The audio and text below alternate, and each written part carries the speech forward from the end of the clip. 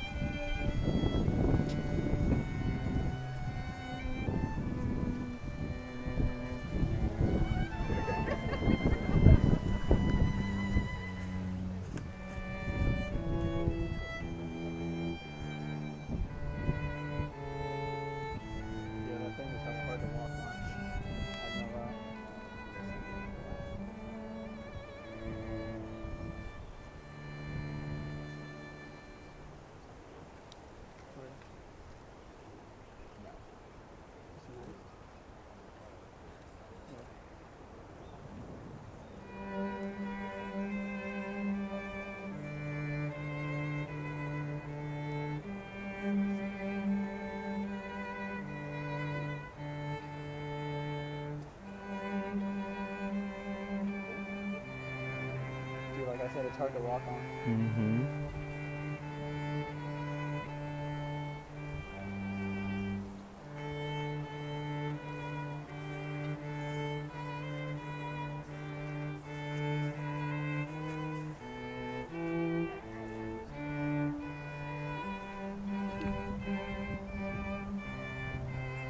Yeah, that's something that's going to be really well.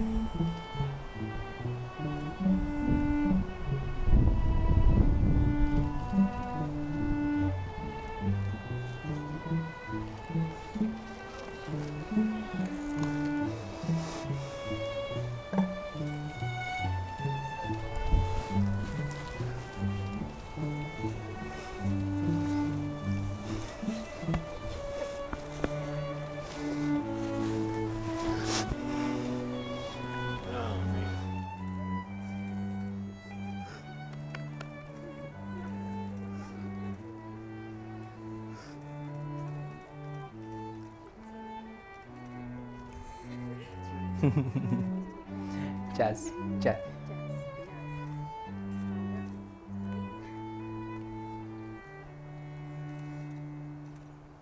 Slow your roll, Jazz. Who gives this woman to be married to this man? I do.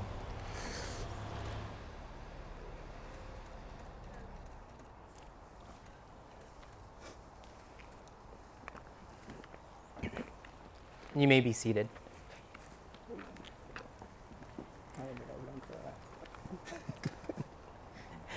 So, on behalf of the Power family and the McLean family, I'd like to welcome you all to this year's 2019 Fantasy Football Draft. If you didn't get the memo, we changed it to a wedding today, and we're glad that you guys are here. If you don't know who I am, my name is Fran, and I have the privilege to be my sister's brother, which would make me Amanda's uncle. And And I have the privilege of being Amanda's aunt and being part of this day today. Weddings are a very interesting thing, aren't they? Jazz, Amanda, we're here after months of planning, just a tiny amount of stress, years of pouring into your relationship. Here we are on this very, very special occasion. And I mentioned that weddings are an interesting thing because, not just because they truly are, and to state the obvious, but there are about 1,000 ways to approach a wedding. At one end of the spectrum, you have, it's one day, so I'm going to put all of my eggs in this one basket, and we're going to party like it's 1999. On the opposite end of the spectrum, you have this just one day. We have the rest of our lives to work all of this out. And so no matter where you end up in that spectrum, weddings do something to us. And a lot of times the word that comes to my mind when I think of a wedding is bittersweet. And those of us who have been to weddings and our own weddings and have been married for whether it's a couple of months or several years, I feel like this word, bittersweet, might ring true for us. And for me, it's interesting because as Jazz and Amanda approached me to do this, I was thinking, okay, of course, it's no doubt am I going to do that, it's family. But as I started to think about Amanda, sorry Jazz, I didn't grow up with you. This word again crept into the back of my mind. Mostly because the obvious it being it's a very sweet day. You look great. Thank you. As do you. Thank you. It's a very sweet day, and we're going to be celebrating tonight, and we're going to have so much fun. But the bitter part is because at every wedding there's a bit of a loss, isn't there? And for me, it was thinking back on the years that I've known Amanda. I've known her all of her life, and she is now, how old? 24. 24 years of her life, all of them. And I realized that the young girl that I once knew, I don't know much about anymore. And this doesn't make it a bad thing, right? I lived in Portland for several years. We lost touch. We reunited. There's some things that we get to talk about at family gatherings. There's some things we don't. But not to sound severe, there is a bit of strangeness between us two. And again, I'm not lamenting over this. It is a bittersweet thing because it allows me to approach our relationship moving forward in a different way. But if we think about our relationships, we often take for granted the fact that we may know someone for very long, but not really know who they are, who they truly are. And with marriages being probably some of the most important relationships we have, our marriages are no different. Perhaps sometimes we marry a stranger.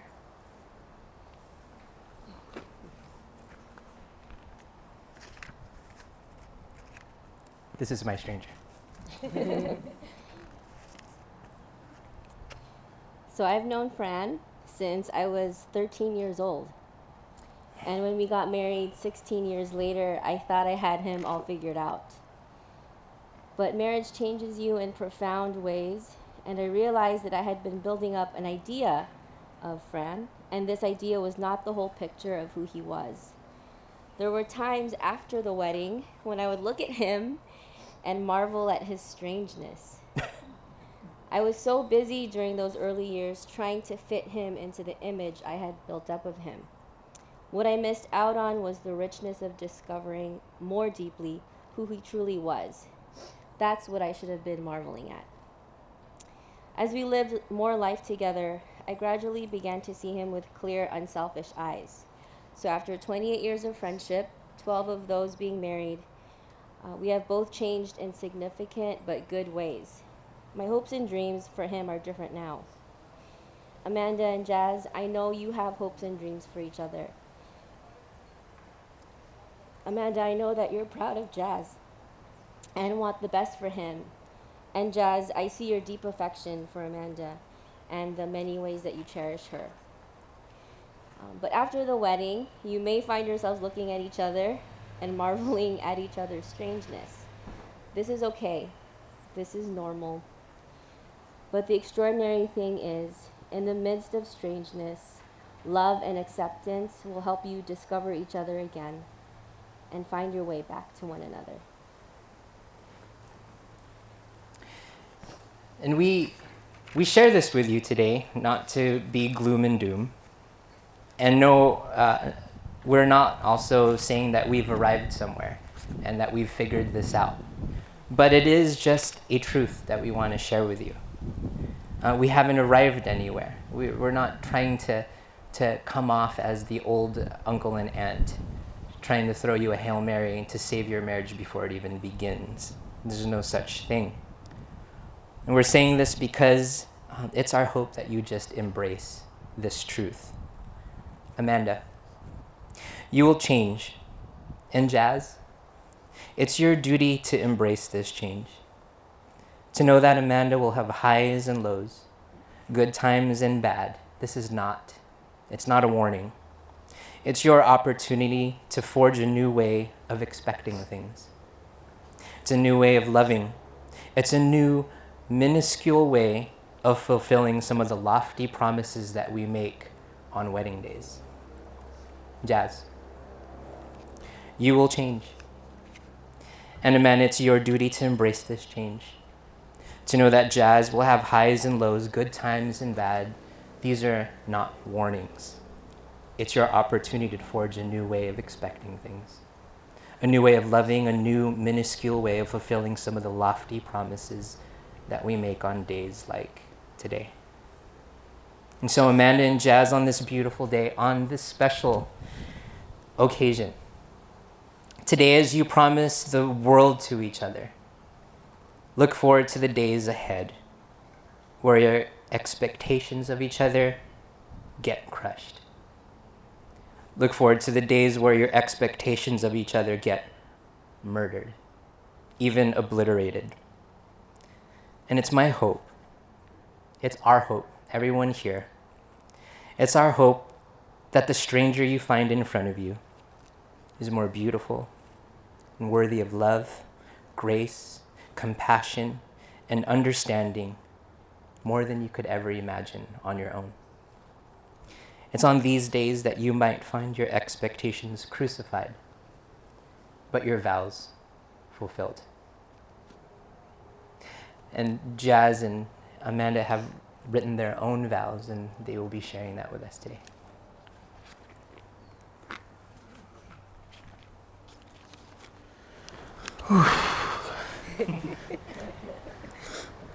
I'll try not to cry and make sure I get through all of this. This is probably like the easiest thing for me to write because it just flowed right through the heart. Over 7 years ago, I saw the most beautiful goddess I had ever seen in my entire life. And I'm not just saying that because she agreed to marry me. I did not realize it at the time, but at that moment, I had discovered my destiny. I had found the woman I wanted to spend the rest of my life, my existence with. I did not realize it at the time because I had never truly experienced what it was to be so madly and deeply in love at first sight. All I knew at the time was I had better stop staring before you caught me and thought I was a creep. When I finally built up the courage to meet you, I was so nervous that my heart was pounding like it was going to leap out of my chest. I guess my heart was trying to tell me that it was leaving because now it belonged to someone else.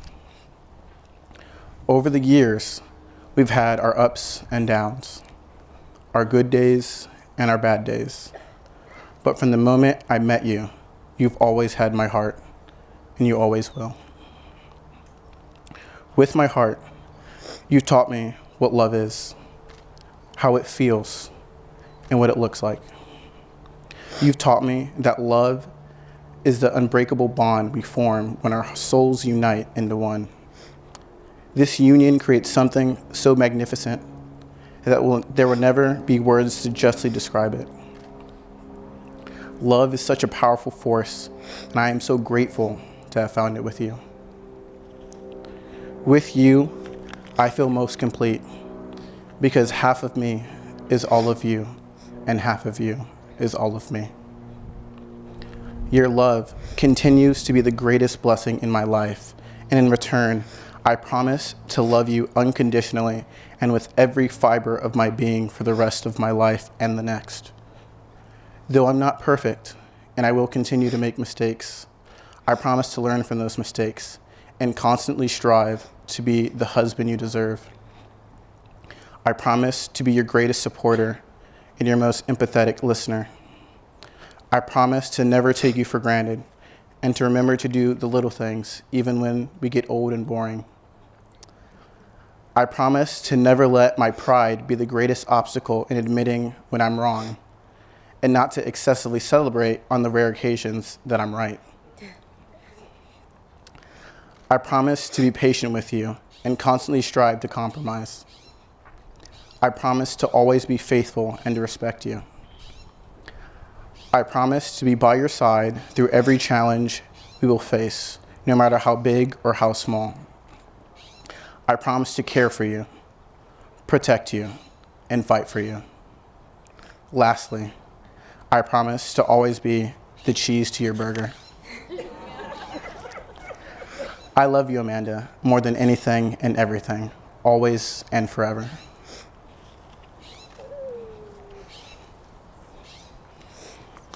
Oh, wait, I got her. It's okay. I should have gone first. Now mine aren't going to sound as good. Jazz, when I met you 7 years ago, I was still in high school.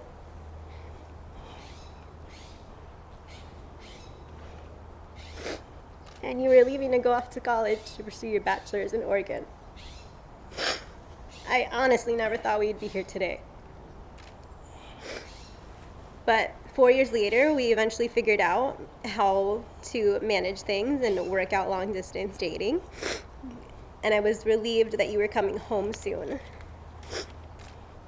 Then you told me you were going to St. Louis for 3 more years. So, needless to say, I'm glad that we've made it through all that and we're getting married today. Things were not always easy, but I am forever grateful for you.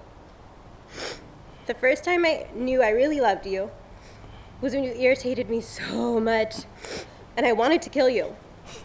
But I didn't, because I still would like to be around you.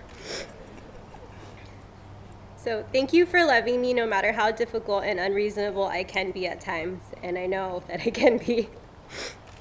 I know that we still have a lot of learning together to do, and I'm lucky to have you as my partner. I vow to always support you and be your biggest cheerleader.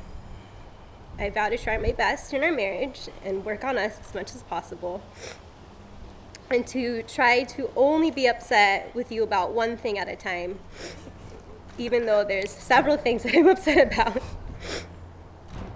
I vow to push you when you don't push yourself. And I vow to be the best mother I possibly can to our kids. And I vow to love you for the rest of my life. I am fortunate and blessed to have you in my life, and I'm so excited for our future together. Love you. You too. And best man with the rings.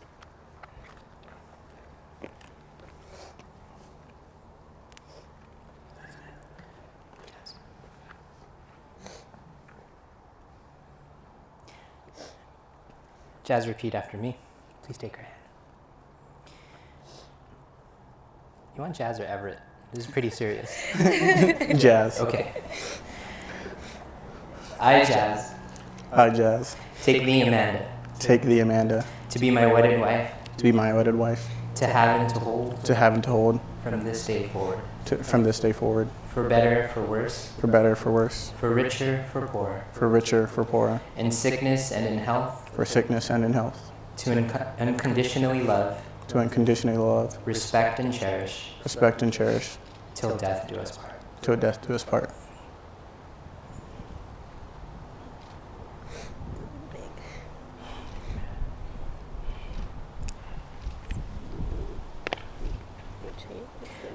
Amanda, repeat after me. I, Amanda, I, Amanda, take thee, Jazz, take thee, Jazz, to be my wedded husband, to be my wedded husband, to have and to hold to have and to hold from this day forward. from this day forward, Chill out. For better, for worse, for better, for worse, for richer, for poorer, for richer, for poor, in sickness and in health, in sickness and in health, to unconditionally respect, to unconditionally respect, love, love, cherish, and obey, cherish, and obey, till death do us part. till death do us part. Okay.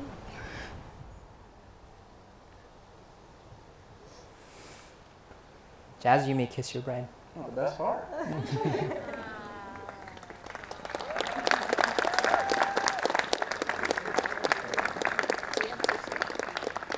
Now, if you're sitting in the aisle, feel free to throw flowers at them. And please rise as we, for the first time, announce to you, ladies and gentlemen, would you please rise and help me welcome Mr. and Mrs. McLean.